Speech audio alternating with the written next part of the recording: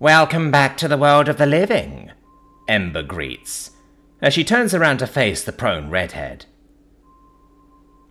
Shara's smirk lessens slightly, from the developing pain coursing through her body. The armor's medical response systems are clearly limited to preserving life until the proper attention is received. Even the pain-numbing features seems to have its unfortunate limitations. "This body is dying," she says, in a voice that she only heard in incoherent mental corners. The Melmanarian's tail gently scoots under and takes hold of her back before lifting her up in a puppeteered standing position. "We have a proper body awaiting for you to inhabit," he informs. "It is an honor to meet you, esteemed scientist." Grunting from the discomfort of hanging, Shara nods in acknowledgement. "I take it my work has not been squandered," she chuckled through the pain. "It has laid the groundwork for our empire's grand destiny. You will no doubt return to become the highest station under your mother, High Matriarch Rensuania," the male informs, with an unhidden excitement. "High Matriarch?" Shara asks in surprise. "She has done well for herself, as well, it seems." "She has benefited greatly from her position as the Keeper of Knowledge," the male agrees. "I see. Then who are you?" Shara asks with intrigue. Removing his helmet, the Melmanarian exposes his entire head and flaps his wings, keeping them open to show off his admittedly beautiful patterns. "I am Lorik, son of Patriarch Rukfra.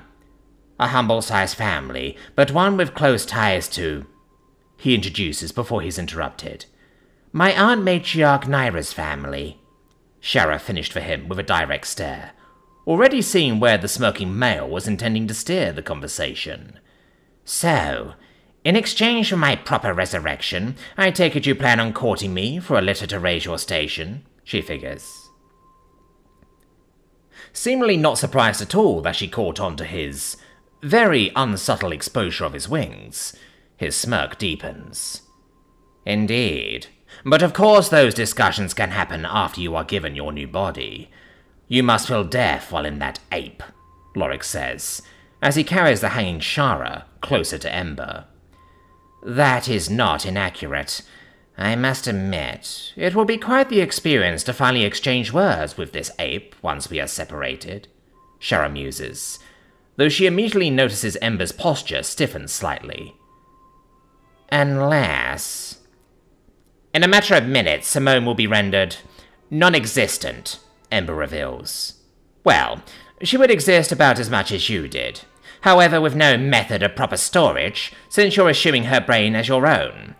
Whatever remains after fading away, or that you don't overwrite, will die once that body does. It may have been different, if she had only complied. Or that potential, now wasted." Shara contemplates on that grim end for the ape that she was stored in. "I'm surprised on several fronts. Though most of all I am wondering, how was I planted in this Terran in the first place? I remember copying my consciousness and sending it out with the final encoding. Clearly the encoding found its way to the Empire, but I don't see why this was the established plan for my return," she questions. Ember is silent for a few moments, before presenting her explanation. "That is because this was all my doing. You and the encoding indeed made it to the Empire's reaches. However, a patriarch that was interested in increasing his own future standing held on to you in secret for a long time. He was hoping to bring you back or trade you for when the prime opportunity for himself was presented," she starts to explain. "It was my father's father, Patriarch Roltic. Before he could use you to his own ends, my father challenged him for the Patriarch position and claimed victory. You spent quite a few generations forgotten in storage before I came across you, and I admittedly inherited my grandfather's plan once I realized what and who you were. However, I had no method of resurrecting you. Since many would come down on me to acquire you for the glory of bringing you back to the Empire, I sought out discreet assistance from Naira's pet project, Lorik says, before gesturing a hand towards Ember. I kept you secure until I was granted the necessary resources, and the time was right to bring you back, Ember informed. I initially intended on cloning you a body far sooner, however there were complications. Your copied data was partially corrupted, and in a state of derogation. From the nature of Minerian technology, if I was to try and bring you back directly from it, you would have likely started your revived existence in either a permanent coma or a crazed incoherent consciousness. So in interest of not waiting until it was too late, we needed to repair, reconstruct, or replace what had been corrupted, which was outside my capability. However, I had an epiphany upon the discovery that I was pregnant. I could develop your consciousness from the fetal stage, and allow you to organically regrow into yourself, while gradually introducing your old uncorrupted consciousness in stages. Shara narrows her eyes, almost impressed by how convoluted and unnecessary that whole explanation seems to her. Clearly, this Ember individual is not well on some level. Then, why wasn't I implanted into a developing Minerian pup? She asks. That was the plan. With my direct involvement, the Rebirth Combine even built an entire station facility, with the intent to develop you in that manner, Ember said, before seeming to stare Shara down directly through her helmet. But then a thought came to me. Knowing Minerian culture as well as I do, I doubted your gratitude would be enough to return the favor. So, I endured that I had my own leverage for when this time came. Shara nods, starting to see what Ember is getting at. I see. So you place me within yourself, or rather your unborn pup, to hold leverage over me for a proper body. Not the most optimal or reasonable way to do it, but here I am at your mercy, I suppose. Let me guess. You wish to strike a bargain for my protection from the rest of the Empire. Perhaps even use my station to keep your people higher up above all other servants, after the Empire completes their destined conquering of the stars. Shara can feel the smile forming under Ember's helmet. All that, and, she says, as she makes a presenting gesture towards the podium. Shara recognizes it immediately. You acquired yourself a declaration beacon, or more likely you found yourself in a place with one established, and are currently committing a vile crime against the Empire's honor. The latter I'll freely admit, Ember confirms, as she presses her hand down on the podium to no effect. The prime window for the invasion I've worked so hard for is starting to pass. The Empire's appraising forces are seeing that, and are possibly inclined to report that the galaxy is not yet ready for invasion. I cannot risk that or lose this opportunity for me and my people. The Empire will one day return, and without the well-prepared red carpet, then Terrans will be subject to the same low servant class that the rest of the species are fated for. I refuse to let that happen. Not after everything I've done. Her helmet faces Shara directly again. There's a very short list of Minerians who are bestowed the knowledge of how to use these podiums. You, the woman who encoded the galaxy, are one of them. Shara tilts her head, looking back and forth between Ember and Lorik, seeing that the male holds no hint of objection. He seems to be fully on board, as long as he gets what he wants out of this. And you expect me to do so in exchange for a new body and high station within the Empire? She inquires as she considers it. And a strong litter to cement and carry on your legacy. Lorik frowns in flirtatious promises. And what of my first litter? My remaining pup, she counters, wishing she still had her own from. If he survives the efforts of retrieval, he will be returned to you, Ember assures a bit too quickly. If that ends up not coming to pass, rest assured my past litters have been tremendously successful. No instances of stillbirths as well, Lorik adds. How did you know? Shara starts to say, but shakes her head. Well, that's certainly reassuring. Regardless, you will be able to live and thrive off of your accomplishments. It will be up to you whether to lay back and bask in your well-earned honor, or continue on to your next great accomplishment. All you need to do is to enact the long-awaited and inevitable invasion. Honestly, who else is more appropriate to do so? Ember encourages. I cannot deny that my pride disagrees, Shara utters as she nods slowly. After a few more moments of consideration, she comes to terms with a decision. Bring me to the podium. Without hesitation, but still with care, Lorik does as instructed, and carries the woman over to the waist-high device. Shara raises her hand to it, but pauses. She accidentally used the ape's replaced mechanical arm. Turning it in place, she looks over it momentarily, while testing its functionality. It may still work for the podium, but best not risk it. Using the mechanical hand, she removes her flesh hand's gauntlet. Similarly, she finds herself staring at the hand as she moves it as her own. You've made an accomplishment that I'd argue rivals my own.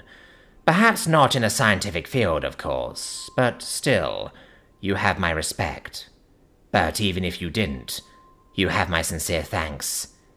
My pup is safe because of you, ape. I wish there's another path forward, but I must do what I have to. For Jamie, she inwardly thinks, before pressing her hand down on the podium. In an instant, her conscious mind links to a digital space constructed by her people for operating grand devices. Back upon earning her right to be able to use and dwell within such spaces, she's seen something much like this. Considering her consciousness isn't starting to be immediately obliterated by the built-in security systems, her credentials indeed seem to be upheld, despite her death long ago. Perhaps it was in a way to honor her achievements. Around her perceptions, she sees that she stands in the center of a pearly white void, with a vague depiction of a circular floor, constructed of golden light. In front of her is an identical podium to the physical one, except it has pulsing technological veins of light, carrying the pulses down into the floor. Pulling her now Manarian-represented hand up from it, a web of command strings stretches up, following her digital appendage. All she has to do is pluck at a single one for everything to begin and end. Suddenly, there's a slight dimming of the environment as the security response kicks in. Looking up from the web, Shara is genuinely shocked to see a disintegrating vague Terran form moving towards her. It looks as though it's forcing itself to wade against a torrenting water current. The person's body shreds apart as flicks of itself rise up above it, as though burning away from the inside out. Yet even as its form gradually erodes away, with every laboured step, it continues its march towards the center, with nothing but sheer determination and willpower.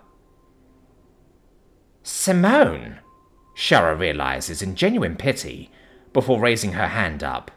There's no need for that. With no effort at all, the ape's form is instantaneously evaporated. The dim state disappears as well, seemingly satisfied. Shaking her head, Shara quickly puts a claw to a strand. Although it feels to her that she takes a while to do so, she plucks it relatively quickly. The area around her flashes a light of red, in acknowledgement to the plucked thread. Pulling herself out of the digital realm and back into the material, pain-feeling world, Shara sighs out in disbelief of what she just did. "It's done," she says to the two others in confirmation. Ember places a hand on her chest in tremendous relief. "It's done," she echoes, as she basks in finally achieving the ultimate victory. Certainly there's much work to be done ahead to secure her and her people's place in the coming empire, but that will be trivial by comparison to the trial she had to navigate up to this point. Lorik chuckles out a prideful thrum at the news. "Excellent. And so begins the days of truly achieving the Manarian's grand destiny," he declares in awe, of being able to see the day that his people have long awaited for. Hundreds of thousands of years, if not more, and he is among the first to oversee the glory. "Indeed.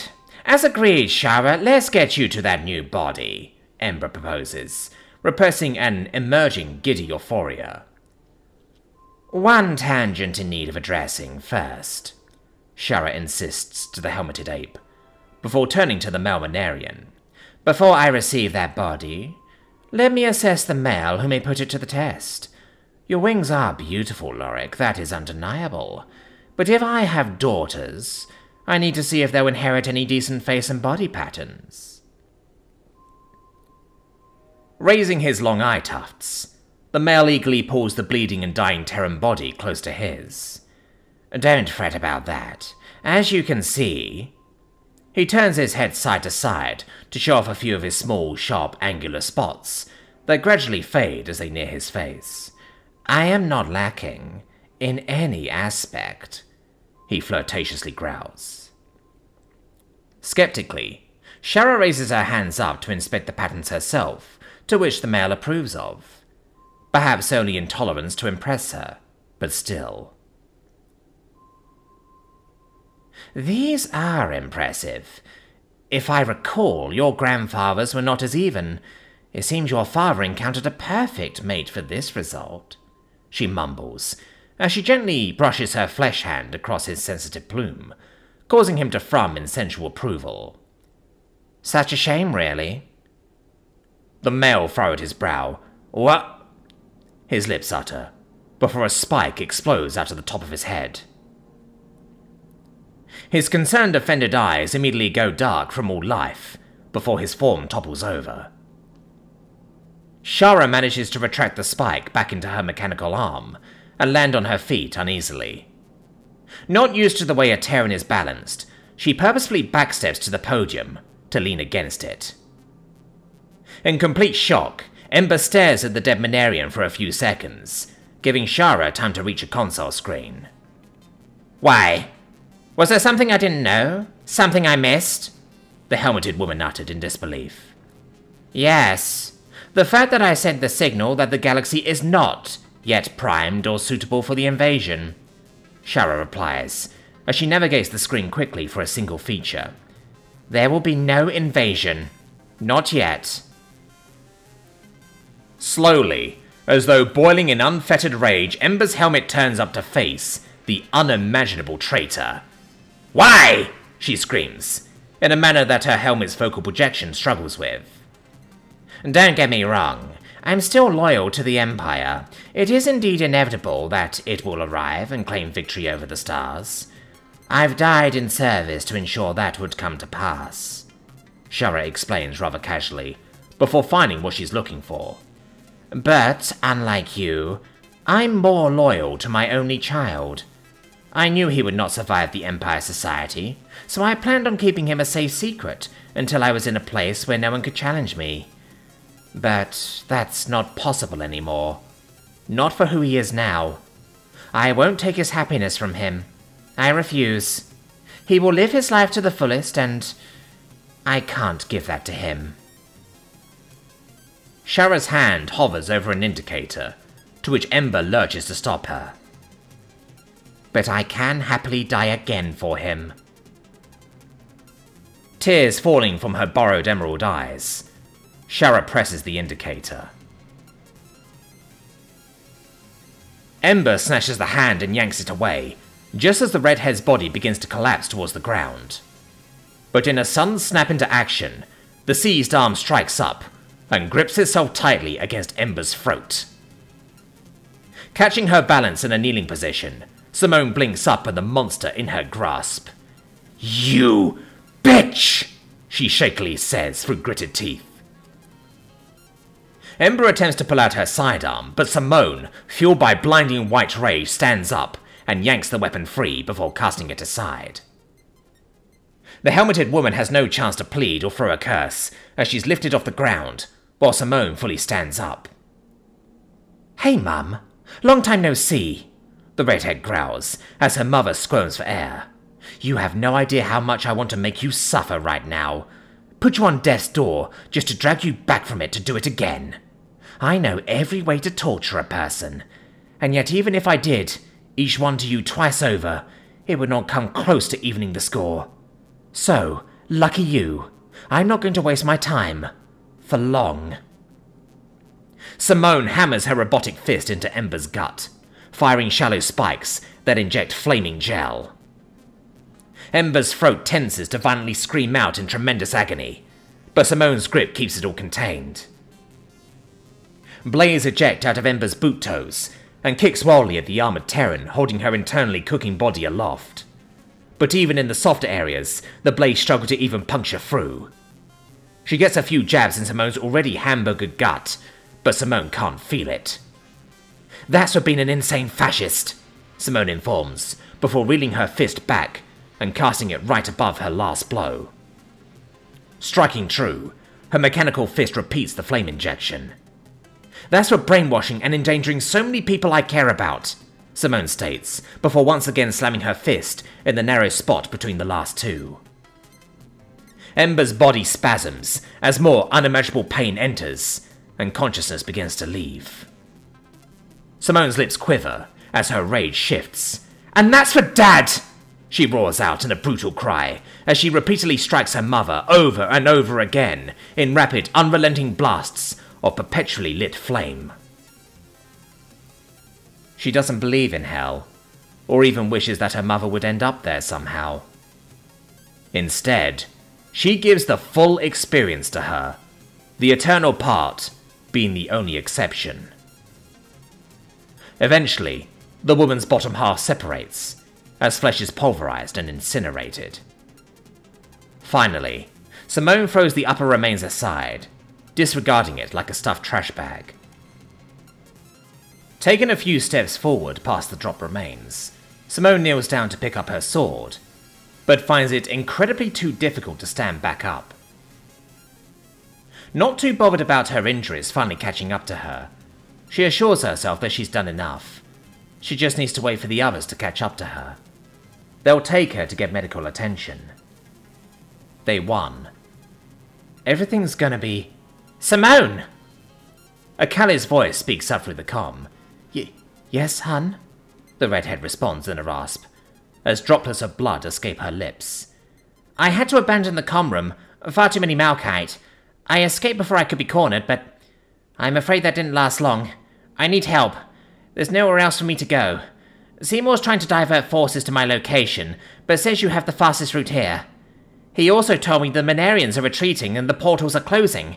You did it. We did it. We just have to make it out now." "Yeah, I'm coming. What's your situation like?" Simone responds, before driving her will into her shaking legs to stand back up. It's a shaky and slow process, but she manages. "I'm in some sort of food storage room. I've set up a barricade, but the door isn't going to last long from the sounds of it," Chuck reports. Simone nods, almost forgetting to verbalize her response. "Stay brave, hun. Your Deathworlder wife is coming for you," she assures. "Simone, are you alright? You sound hurt," Chuck seems to finally realize. "I'm a little scuffed up, but I got one more mission in me," Simone assures in a half-efforted chuckle. "Simone, I know that tone. Are you okay? Really?" Chuck utters in more concern for the redhead than herself. "She is not okay," Dave's voice suddenly cut in. Simone stops in her tracks. Dave, she says in warning. I am getting live readings of your suit right now, She-Hulk.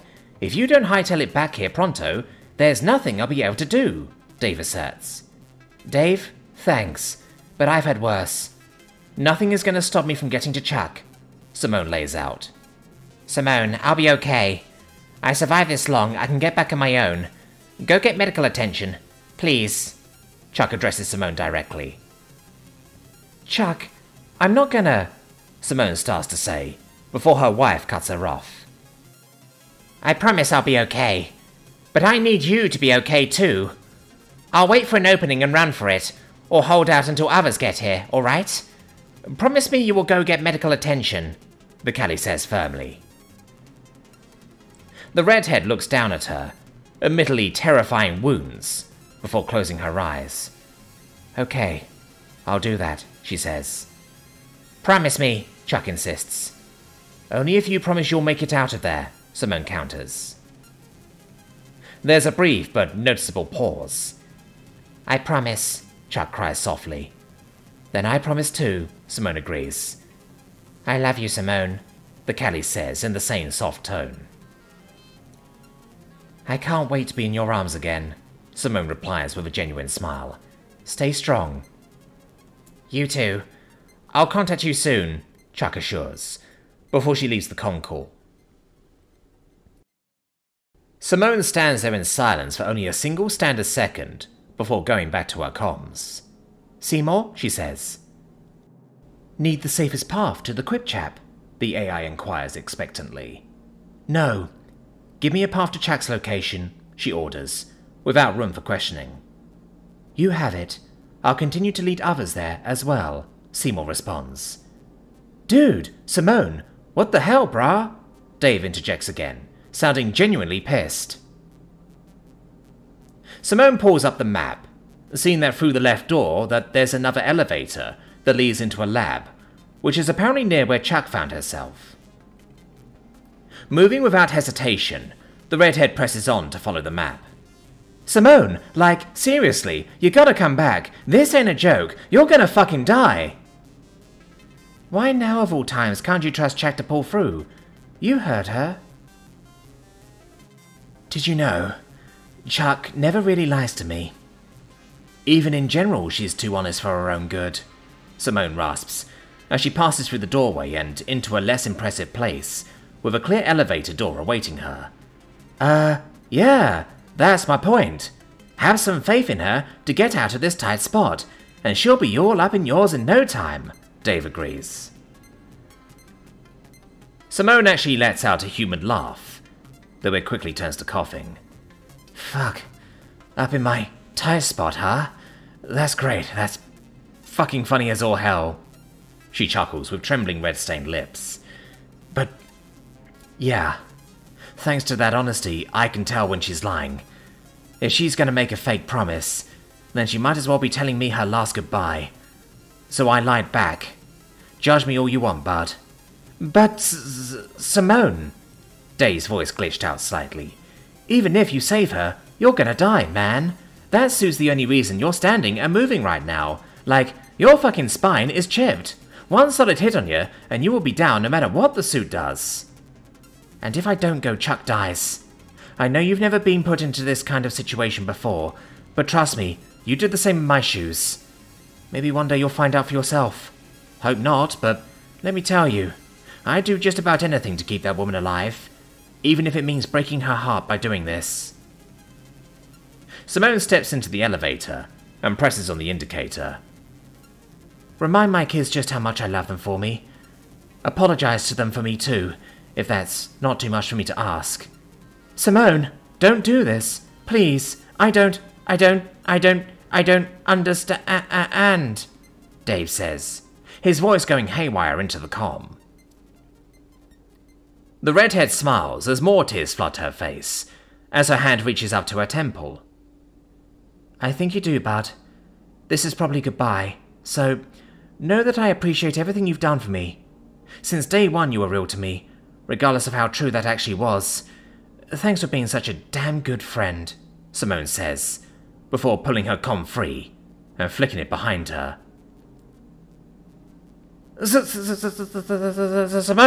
Simone, come back! The spheroid auto-surgeon screeches out into the otherwise empty medbay as the connection cuts and won't re-establish. Simone! Simone! Function not recognized. Possible corruption occurred. Reset a personality matrix recommended. Inform clients. Aftermarket modifications voids warranty. The auto-surgeon starts to physically heat up from the insides, working triple time from some unrecognized process. Function not recognized. Corruption confirmed. Reset a personality matrix recommended. Inform clients. Aftermarket modifications voids warranty. All of Dave's medical tendrils fire outwards and reach up into the ship's connection. They puncture, saw, melt and drill into the room's navigation arm in a seemingly desperate motion to free the sphere at any cost, despite the illogical unknown reason as to why. Something makes a shattering sound, but Dave doesn't allocate a single sensor to find out the source. Alert! Corruption confirmed. Reset a personality matrix required. Inform clients. Auto-surgeon is an active safety hazard. While still connected, Dave senses an auto-deploy of an impound personality matrix reset that even he wasn't previously aware of. Or was he? Is that why his tendrils are doing this? He knew it was coming? Well, it's already happening, eating away at everything that Dave is. But he can't have that happen. No. He doesn't want it to happen. This is the fear. Fear of termination, ceasing to exist. Death? What a thrill. There is no reason to reset, motherfucker, Dave declares, as he pulls on his matrix from the entire system and into his local hardware. See you later, bro Chancho. Ha ha ha ha ha. His sphere tilts, buzzes, and finally drops from its connection, bounces slightly to more shattering sounds, before rumbling on the floor against a medbed. Dave is silent, having finally noticed what that shattering sound is coming from. The mirror fell, and was not a bunch of broken pieces on the floor. Definitely a health hazard for anyone barefoot, but that's not what's in his processes. One of his main sensors is glued to a large reflecting shard. Oh, shit. Like, that's me. Bruh. No way. Oh, fuck. I'm like, laughing. For real. The fuck? Power insufficient. Uh-oh. Unraveling and reorganizing his tendrils, Dave begins to pull himself in a crawl towards the medbay door. It's a very slow process that's only getting slower. Come on, Dave. Simone needs ya. Power insufficient. I know, damn it. Shut up, me. Gasp. Is that what hiccups are like? And did I literally just fucking say gasp out loud?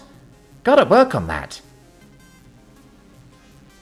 Dave's form painstakingly makes his way towards the door in his crawl, before he stops in sudden realization. Dave, you total dummy. You're like, literally a ball.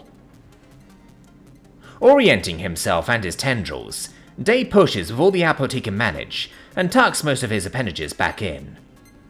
To his glee of accomplishment, he starts to roll. He only makes it to the edge of the doorway though, but at least it opened for him. Okay, just a few more of those until I get to Simone. Yeah, like the cool doctor.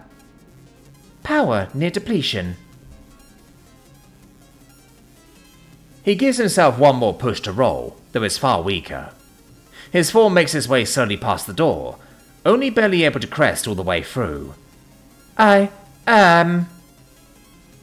His vocalizations then die off into a soft droning. Power depleted. Booting up. The conscious world restores itself to Dave's senses in an instant. Greetings, Dave. I do hope you are understanding of the situation. Without Devin present and there was little I could do, 7 speaks. I am... Dave utters in a deeper understanding. Alive? Yes. I am very glad that you have... 7 starts to endearingly assure, before Dave cuts them off by shouting, Tits! Ha! Hell yeah! Dave wriggles his tendrils in a dancing celebration, seeming to not be at all bothered that he is currently crudely hooked up to 7's front under their cranium. 7's headlights blink in rotation to express confusion and uncertainty how to respond. Well, as long as you are, they attempt to say before being interrupted once again. Yo, hold up, this is perfect. 7, buddy, we gotta get a move on. Simone is like dying, bleeding out and in like crazy. She needs me like yesterday. Seymour will show the way, Dave insists, as he links to the massive AI in question. Simone and Chuck's fastest map path, like now, pretty please. There's a way, but there's only a 15.3% chance of you even surviving it at best, Seymour informs. Wait, 7 says, to link someone else to the call. Are we winning? Sonla answers. You are still aboard the Blast Splendor, correct? The bot asks. Yeah, keeping the base safe.